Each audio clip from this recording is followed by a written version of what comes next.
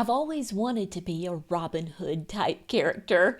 That's why today's subject just tickles me pink. We're going to be talking all about, is homeschooling even legal? Hi, I'm Pam Barnhill, and I have helped thousands of homeschoolers create doable systems, beat burnout, and bring more joy to their homeschool days. Welcome to episode 17 of the 10 Minutes to a Better Homeschool podcast.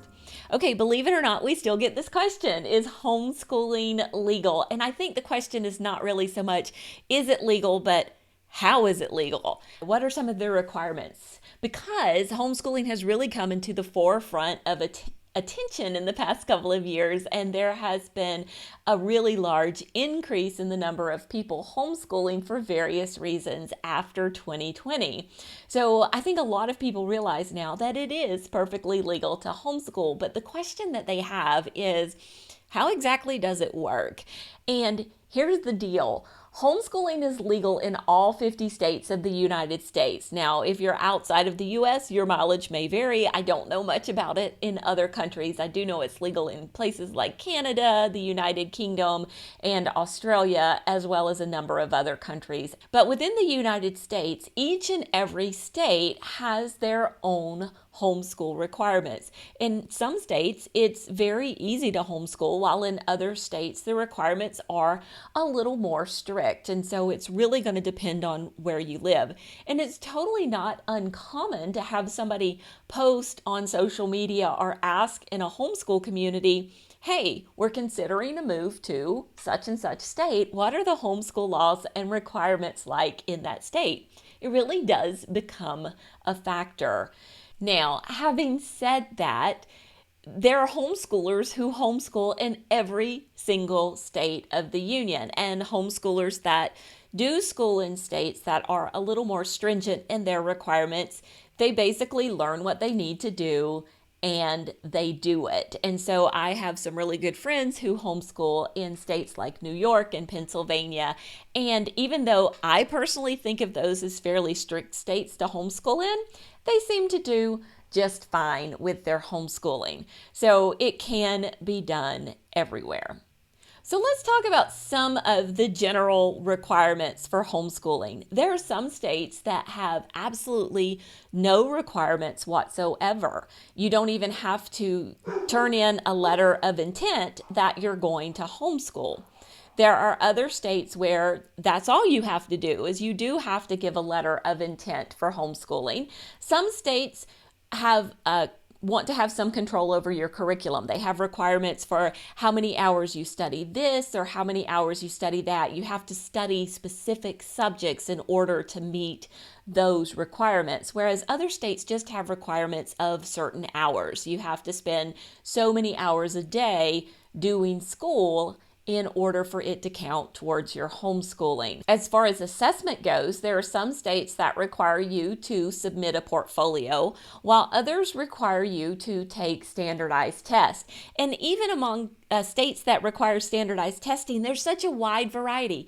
Some make you take the test, but you don't even have to look at or report the scores, while others make you take the test, and if you have fallen below a 25% percentile rating in your test scores, then you're no longer allowed to homeschool. So even among all the states that require testing, there are a lot of different expectations there as to what those test scores mean. It all sounds a little confusing, doesn't it? Well, here's the deal. You only have to worry about the state that you are living in. You really don't have to worry about the requirements in all the other states.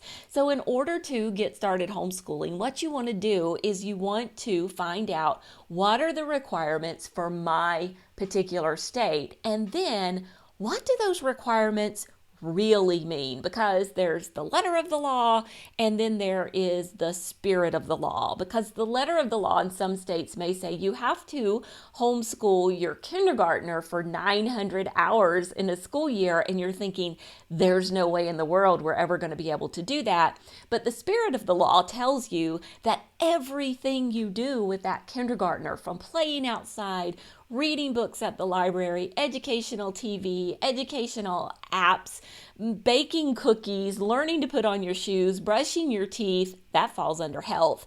All of those things can fall under that 800 or 900 hours of school you're supposed to be doing. Because when you think into a kindergarten classroom, guess what they're doing a lot of the day? Learning about things like good dental hygiene and washing their hands and playing outside and learning to share with others. Doesn't matter if we're doing it with a sibling, it still counts towards school.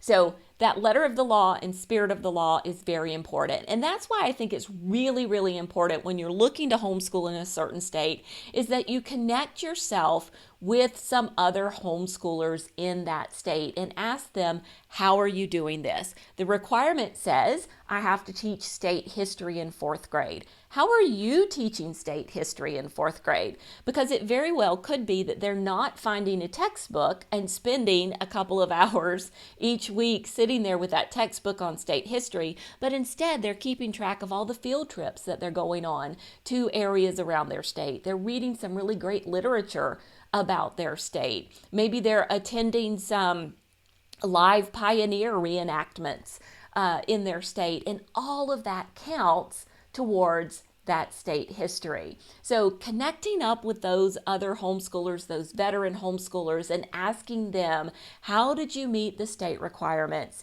really kind of takes a lot of the burden off and makes it so much easier to do the things that you need to do them well, but not be burdened down by the letter of the law all the time.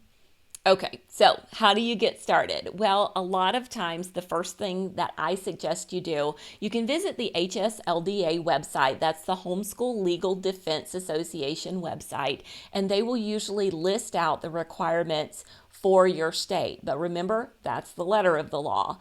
Then what you want to do is to try to connect yourself with other homeschoolers in your area. So social media is a great place to do this, maybe going through your church or even your local library and finding some other homeschoolers in the area. See if there is a homeschool support group in your area. A lot of times, even at the state level, there will be state level homeschool support groups that can hook you up with somebody locally. Those state area groups and those local people are the best people to talk to about exactly what you need to do and how do you need to get started. They can give you information about filling out the right paperwork, sending in the right forms, and if you're withdrawing your children from school, exactly how do you go about doing that legally in your particular state. So all of that information can be found. There are support groups everywhere, all across the country, who can help you with that. And those are the people that I really recommend that you get hooked up with to answer all of your questions. Now, if you are struggling to find some local people, or if maybe you want to try online first, we have a fabulous and free homeschooling community at pambarnhill.com. You can come over and join. It doesn't cost you a thing. And we have homeschoolers there from all across the country. We love to connect homeschoolers with each other, especially new homeschoolers, and help them out with all of the information that they need to know. So if you are in North Dakota or South Carolina or Pennsylvania or California, we've typically got somebody in our community who's living in one of those states, and we can help you out over there. So that's at pambarnhill.com. And I'll also put a link to that community in the show notes for this episode of the podcast. Now, one more thing I want to mention before I go. I actually had a very fascinating conversation a couple of years ago with Steve Demme.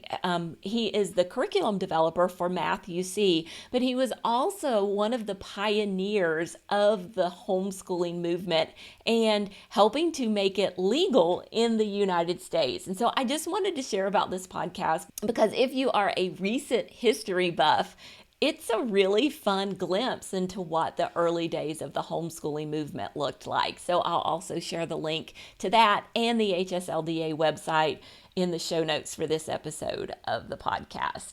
All of that can be found at pambarnhill.com/TMBH17. And hey, if you are new to homeschooling and just figuring all this stuff out, we would love to help you. So come on over and find us there. Okay, I will be back again next week. Next week, we're going to be talking all about homeschool conventions. I'm going to be sharing my speaking schedule for this year and also tell you some of the reasons why it's a good thing to attend a convention. So be sure to come back for that one wherever you listen to podcasts. Until then, keep on homeschooling.